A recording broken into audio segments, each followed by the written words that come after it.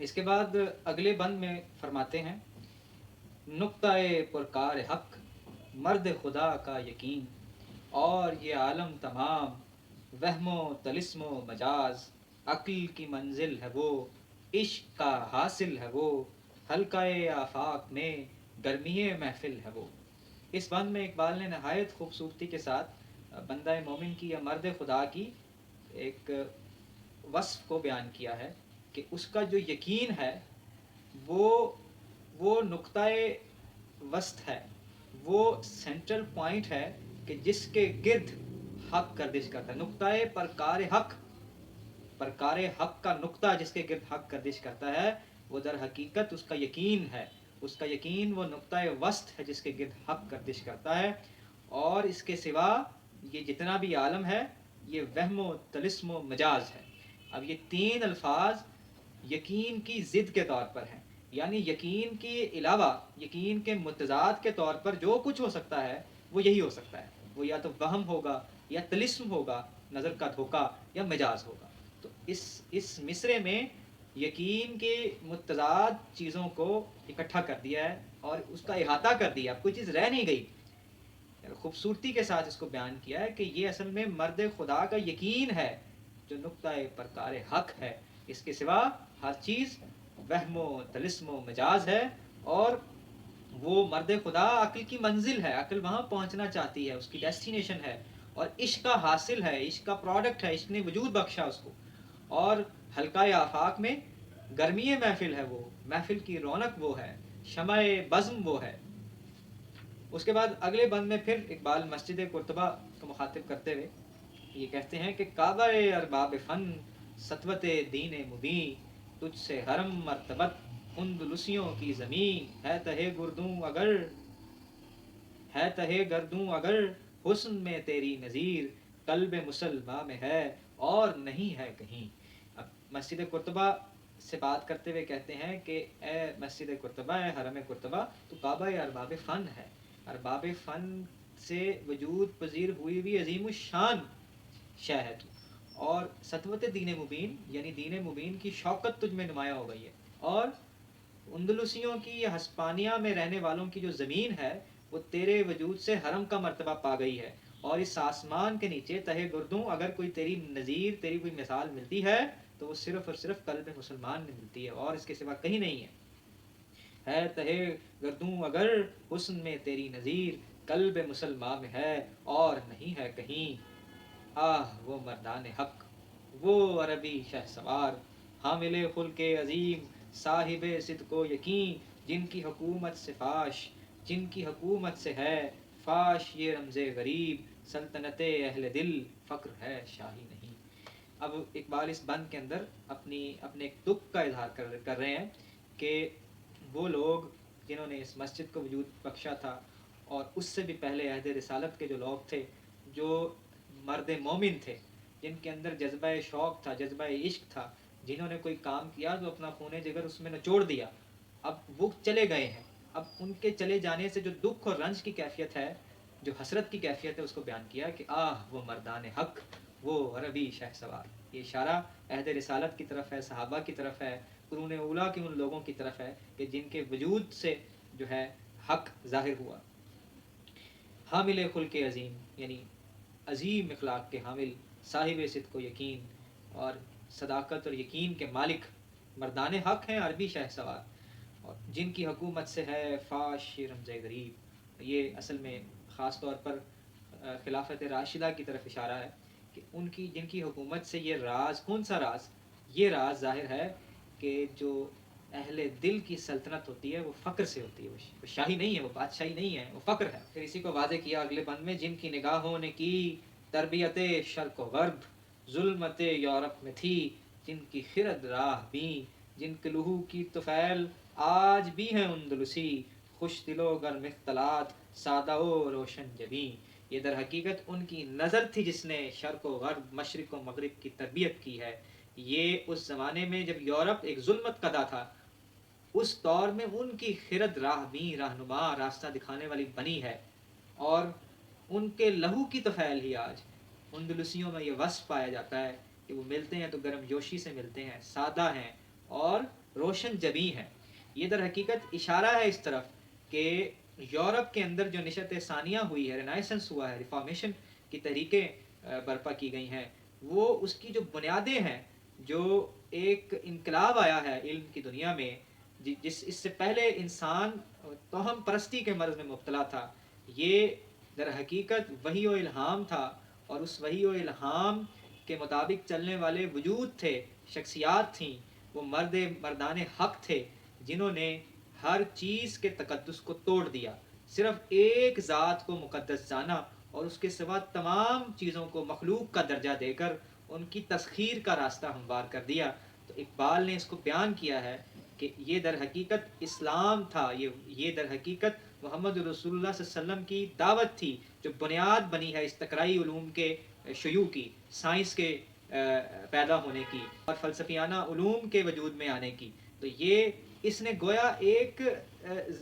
آپ کہہ لیجیے کہ زمانہ ہی بدل دیا ہے، عہد کہن کو اس نے پیام رحیل دے دیا ہے، اب نئی دنیا وجود میں آ گئی ہے، نیا علم وجود میں آ گیا ہے۔ اب انسان جن چیزوں کو کسی زمانے میں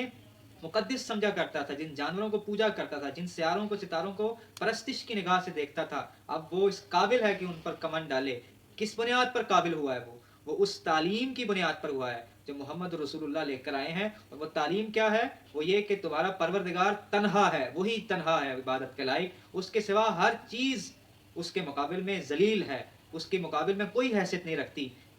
وہ ہی یہ حیثیت رکھتا ہے کہ اس کو پوجا جائے، اس کے سامنے ماتھا ٹیکا جائے، اس کے سامنے جھکا جائے، اس کے سامنے رکوع کیا جائے، اور اسی کا غلام اور بندہ بن کر زندگی گزاری جائے۔ باقی ہر چیز تحقیق کا موضوع بنے گی،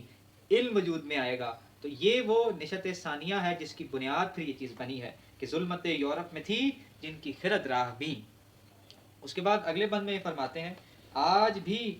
اس دیس میں عام ہے چشم غزال، اور نگاہوں کے تیر آج بھی ہیں دل نشین، بوئے یمن آج بھی اس کی ہواؤں میں ہے، رنگ حجاز آج بھی اس کی نواؤں میں ہے۔ اب یہ اندلسی کی وضاحت کی ہے، اندلسی زیر بحث آگے تھے نا کہ یہ اصل میں مردان حق کے لہو کی طفیل ہی اندلسی آج بھی گرم جوشی سے ملتے ہیں، سادہ روشن جبیں ہیں، سادگی ان کے اندر پائی جاتی ہے۔ تو اس اندلس کے دیس میں، ہسپانیہ میں، آج بھی چشم غزال اور خوبصورت آنکھ، ہرن کی سی خوبصورت آنکھیں، یعنی یہ ایک شاعرانہ پن اس شعر کے اندر زیادہ ہے۔ اور نگاہوں کے تیر آج بھی ہیں دل نشیں، اور پھر آگے ہسپانیہ کا جو کلچر جس چیز سے وجود میں آیا ہے وہ عناصر کیا ہے؟ بوئے یمن، اور پھر آگے بیان کیا رنگ حجاز، یعنی بوئے یمن کے اندر چونکہ حضرویت نمایاں تھی، شہری پن، اور حجاز بدویت، ایک دیہاتی پن اپنے اندر لیے ہوئے ہے۔ تو یہ جو ہسپانیہ کا کلچر وجود میں آیا ہے اس کے جو عناصر ہیں، حضرویت اور بدویت مل گئے ہیں، اور اس سے جو ایک نیا کلچر وجود میں آیا ہے، بوئے یمن آج بھی اس کی ہواؤں میں ہے، رنگ حجاز آج بھی اس کی نواؤں میں ہے۔ اگلے بند میں فرماتے ہیں کہ دیدائے انجم میں ہے تیری زمین آسماں، آہ کے صدیوں سے ہے تیری فضا بے ازاں، کون سی وادی میں ہے کون سی منزل میں ہے عشق بلا خیز کا قافلہ سخت جاں۔ اب مسجدی کو مخاطب کرتے ہوئے یہ فرما رہے ہیں کہ ایک دکھ کی سی کیفیت ہے کہ اب جو صورتحال ہے اس میں ایک لمبے عرصے سے مسجد میں اذان نہیں دی گئی، اور اقبال کے بارے میں یہ بیان کیا جاتا ہے کہ اقبال جب مسجد قرطبہ گئے تو وہاں کی حکومت کی اجازت سے وہاں اذان دی انہوں نے، تو وہ کہتے ہیں کہ آہ کے صدیوں سے ہے تیری فضا بے ازاں، ہاں دیدہ انجم میں تیری زمین آسماں ہے، لیکن افسوس یہ ہے کہ تیری فضا صدیوں سے بے ازاں رہی ہے۔ اب اسی کیفیت کا پھر اظہار کر رہے ہیں کہ کون سی وادی میں ہے کون سی منزل میں ہے عشق بلا خیز کا قافلہ سخت جاں، کہ اب کہاں سے آئیں گے وہ لوگ، وہ مردان حق، عشق بلا خیز کا وہ قافلہ سخت جاں کون سی وادی سے رونما ہوگا، آئے گا، نمودار ہوگا، جو پھر آ کر اس مسجد کو، اس کے مقصد وجود کو زندہ کرے۔ اور اگلے بند میں پھر اب یہاں سے تھوڑا سا شفٹ آ رہا ہے مضمون میں، پہلے تو یہ مسجد اور اس کی مناسبت سے مرد حق مسلمہ اور مردان حق زیر بحث آگے ان کے اوصاف، اب یہ پچھلے کوئی 300-400 سالوں کی تاریخ اور اس میں دنیا کیا سے کیا ہوئی، کیا صورتحال پیش آئی، اب اس پہلو سے اشعار آگے آ رہے ہیں۔ اگلے بند میں فرماتے ہیں، دیکھ چکا المنی شورش اصلاح دین، جس نے نہ چھوڑے کہیں نقش کہن کے نشاں، حرف غلط بن گئی عصمت پیر کنش، اور ہوئی فکر کی کشتی نازک رواں۔ اب یہ جو المنی، اس کو جرمنی کو المنی کہا جاتا ہے، تو جرمنی کے جو باشندے ہیں وہ دیکھ چکے ہیں شورش اصلاح دین، جو ریفارمیشن کی طریقیں برپا ہوئی ہیں وہاں پہ، اور جو اس سے پہلے کلیسا کا ایک اقتدار تھا مذہبی اقتدار، سیاسی اقتدار، اس کے خلاف علم بغاوت بلند ہوا، پروٹیسٹنٹ اٹھے، احتجاج کیا، کلیسا کی اس ایک مذہبی حیثیت کو، اس کے اقتدار کو ماننے سے انکار کر دیا، عقائد کے اوپر سوال اٹھا دیا، گویا ایک پوری ایک تحریک ریفارمیشن کی برپا ہوئی. اور اس کے نتیجے میں کیا ہوا؟ کوئی پرانا نشان باقی نہیں رہا، جس نے نہ چھوڑے کہیں نقش کہن کے نشان، کوئی پرانا نشان باقی نہیں رہا. اور پھر اس کے نتیجے میں حرف غلط بن گئی عصمت پیر کنشت. پیر کنشت یعنی جو کلیسا کے پادری تھے، جو پوپ تھا، اور اس کی جو عصمت اس کو جو حاصل تھی اس سے پہلے، جو اس نے کہہ دیا وہ دین بن گیا، وہ عقیدہ بن گیا، اور ان کے جو اختیارات تھے لوگوں کے گناہ معاف کروانے کے، جو بھی مزید ان کی تفصیلات تھیں، تو وہ جو عصمت اس کو حاصل تھی، جو ایک بے خطائی کا پہلو تھا اس میں، اس کی شخصیت میں، وہ اب ختم ہو چکا. حرف غلط بن گئی عصمت پیر کنشت، اور ہوئی فکر کی کشتی نازک رواں. اب اس میں اقبال نے بڑی خوبصورتی کے ساتھ، بڑی خوبی کے ساتھ فکر کی کشتی کو کشتی نازک کہا ہے. یہ بہت معنی خیز ہے. اب ریفارمیشن کے نتیجے میں کیا ہوا ہے؟ کلیسا کا اقتدار ختم ہونا شروع ہو گیا ہے. کلیسا کا اقتدار ختم ہونا شروع ہوا ہے تو سوالات پیدا ہوئے ہیں، عقائد پر سوالات ہوئے ہیں. وہی و الہام کی وہ حیثیت نہیں رہی رد عمل کے طور پر. جو تحریکیں وجود میں آئیں انہوں نے وہ حیثیت نہیں دی. ظاہر ہے ایک انتہا ہوتی ہے تو رد عمل میں دوسری انتہا وجود میں آ جاتی ہے. تو وہ دوسری انتہا تھی کہ وحی و الہام سے سلسلہ کٹتا گیا. اور اس کو پھر اقبال کہتے ہیں کہ فکر کی یہ کشتی نازک ہے، اس کا اگر اس کا واسطہ اور اس کا رابطہ وحی و الہام سے منقطع کر دیا جائے تو پھر یہ اس کشتی کی مانند ہے جو ایک اپنے اندر نزاکت رکھتی ہے، جو اگر دریا میں چلے گی تو ہسکولے کھائے گی اور ہو سکتا ہے کہیں ڈوب جائے. اور یہ امر واقعہ ہم نے دیکھا کہ ریفارمیشن کے نتیجے میں کلیسا کے اقتدار یا ان کے جو مذہبی جبر و استبداد کے نتیجے میں جو رد عمل وجود میں آیا ہے، اس نے پھر آگے اس کی بنیاد پر پھر فکر نے جو کرشمے دکھائے ہیں وہ تو ہیں اپنی جگہ، لیکن اس کا ایک بائی پروڈکٹ ہمیں الہاد کی صورت میں نظر آتا ہے، فکری کجی کی صورت میں نظر آتا ہے، فکری بےراہروی کی صورت میں نظر آتا ہے. تو وہ جو یورپ کا فکر و فلسفہ ہے، خاص طور پر جو الہاد پر مبنی ہے، یہ گویا وہ کشتی نازک ہے جس کا رابطہ جب الہام سے منقطع ہوا تو پھر وہ رواں ہوئی، ہچکولے کھائے اور ایک جگہ ایک مقام پر غرق ہو گئی. اور ہوئی فکر کی کشتی نازک رواں. اگلے بند میں اسی کو مزید بات کو آگے بڑھاتے ہیں کہ چشم فرانسیس بھی دیکھ چکی انقلاب، جس سے دیگر گوں ہوا مغربیوں کا جہاں، ملت رومی نیاد کہنہ پرستی سے پیر، لذت تجدید سے وہ بھی ہوئی پھر جوان. اب یہ انقلاب فرانس کا ذکر ہے، جو انقلاب آیا فرانس میں اور اس کے نتیجے میں جو ویسٹرن ورلڈ دیگر گوں ہو گیا، ایک پوری دنیا بدل کے رہ گئی، ایک نئی دنیا وجود میں آ گئی. سیاسی افکار، معاشی افکار، اس طریقے سے مذہبی افکار، سائنس، فلسفہ، یہ نئی دنیا وجود میں آ گئی. اور ملت رومی نیاد کہنہ پرستی سے پیر، مطلب یہ کہ جو ملت رومی تھی، اٹلی والے تھے، وہ بھی ایک عرصے سے کہنہ پرستی کے مرض میں مبتلا تھے. کہنہ پرستی سے پیر مطلب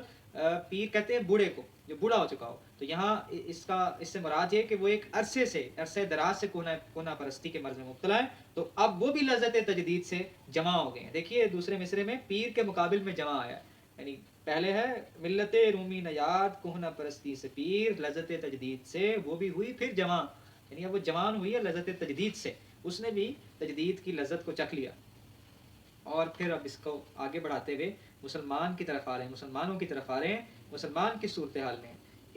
اس عرصے میں روح مسلمان میں ہے آج وہی اضطراب، راز خدائی ہے یہ کہہ نہیں سکتی زباں،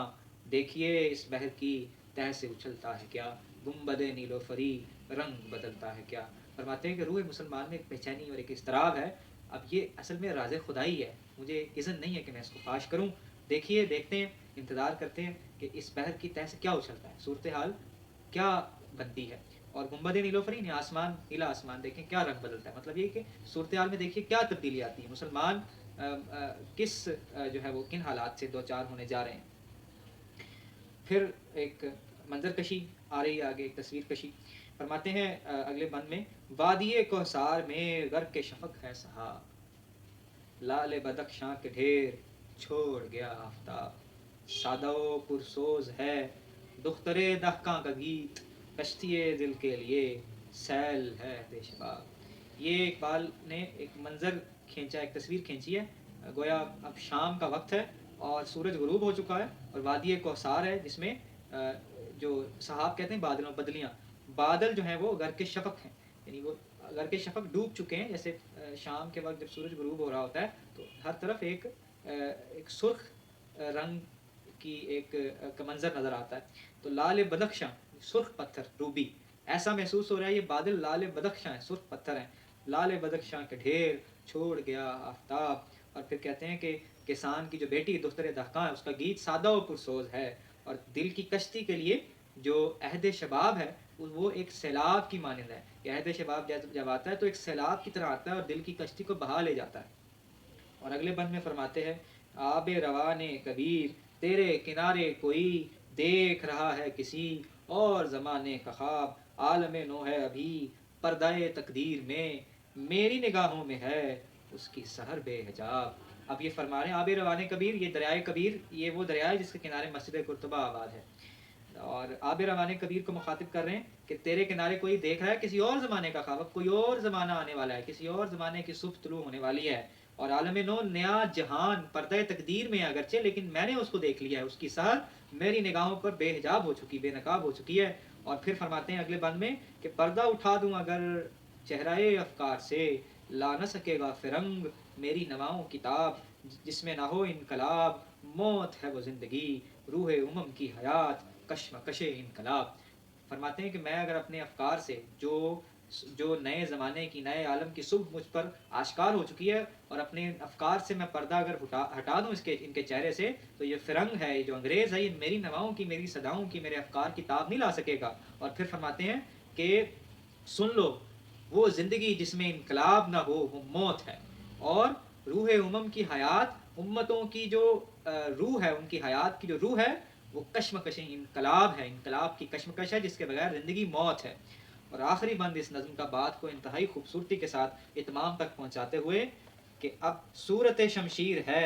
دست قضا میں وہ قوم کرتی ہے جو ہر زمان اپنے عمل کا حساب. نقش ہیں سب ناتمام خون جگر کے بغیر نغمہ ہے سودائے خام خون جگر کے بغیر. اب یہ فرما رہے ہیں کہ مسلمانوں تم اس زوال اور محکومی کی جس حالت میں ہو اور تم اگر چاہتے ہو کہ دوبارہ سے وہ شوکت والی زندگی، شان و شوکت والی زندگی حاصل کرو، دوبارہ سے خلافت قائم ہو، دوبارہ سے تمہارا اقتدار دنیا میں قائم ہو اور دنیا تمہارے پاس تم تربیت کے لیے آئے اپنی، تو تمہیں کیا کرنا ہے؟ تمہیں وہ قوم بننا ہے جو ہر زمان اپنے عمل کا احتساب کرتی ہے. اس لیے کہ وہ قوم جو ہر زمان ہر لمحہ اپنے عمل کا احتساب کرتی ہے وہ دست قضا میں مثل شمشیر ہے کہ قضا نے اس قوم کو تلوار بنا کر پکڑا ہوا ہے. وہ خدا کے ہاتھ میں شمشیر کی طرح ہے، دوسری قوموں پر پھیر دی جاتی ہے، دوسری قوموں کو دنیا کے اقتدار سے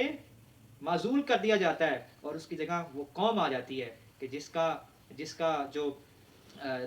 دستور حیات اپنے عمل کا حساب کرنا ہے، احتساب کرنا ہے. کہ صورت شمشیر ہے دست قضا میں وہ قوم کرتی ہے جو ہر زمان اپنے عمل کا حساب. نقش ہیں سبنا تمام خون جگر کے بغیر. ابھی وہی بات ہے کہ اقبال نے جو خون جگر کی بات کی تھی کہ وہی نقش باقی رہیں گے، وہی تمام پائیں گے، انہی کو ہمیشگی نصیب ہوگی جس میں خون جگر نچوڑا گیا ہوگا، جس میں خون جگر شامل ہوگا. تو نقش ہیں سب ناتمام خون جگر کے بغیر نغمہ ہے سودائے خام خون جگر کے بغیر. وآخر الدعوانا الحمدللہ رب العالمین.